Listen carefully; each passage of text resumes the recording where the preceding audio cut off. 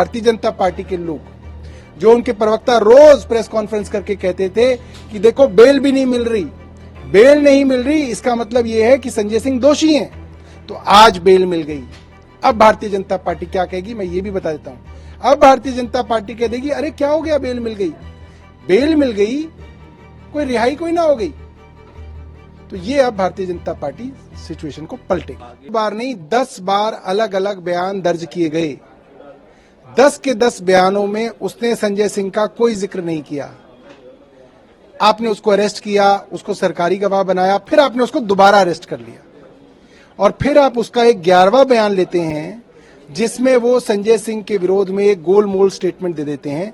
तो ये कौन तय करेगा कि 10 स्टेटमेंट गलत थी और 11वीं स्टेटमेंट सही थी? दूसरी बात सुप्रीम कोर्ट ने पूछी, इस पूरे के पूरे मामले में मनी ट्रेल कहां है, पैसे की रिकवरी कहां है?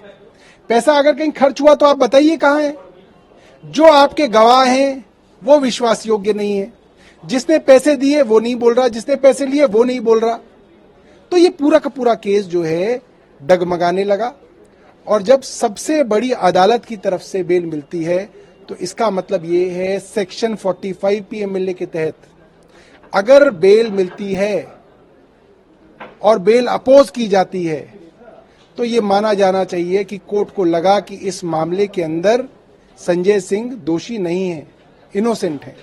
तो इसके बड़े रिपरकशन से बचने के लिए आज उनको बेल दी गई है और हम इसका स्वागत करते हैं। और भारतीय जनता पार्टी के लोग, जो उनके प्रवक्ता रोज प्रेस कॉन्फ्रेंस करके कहते थे कि देखो बेल भी नहीं मिल रही, बेल नहीं मिल रही, इसका मतलब यह है कि संजय सिंह दोषी हैं।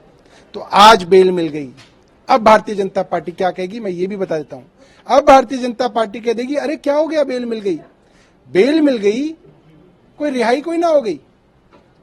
तो ये अब भारतीय जनता पार्टी सिचुएशन को पलटेगी। आगे आप क्या उम्मीद रखते हैं, जो तमाम आपके जो लीडर्स जेल के अंदर हैं उनको भी राहत मिलेगी?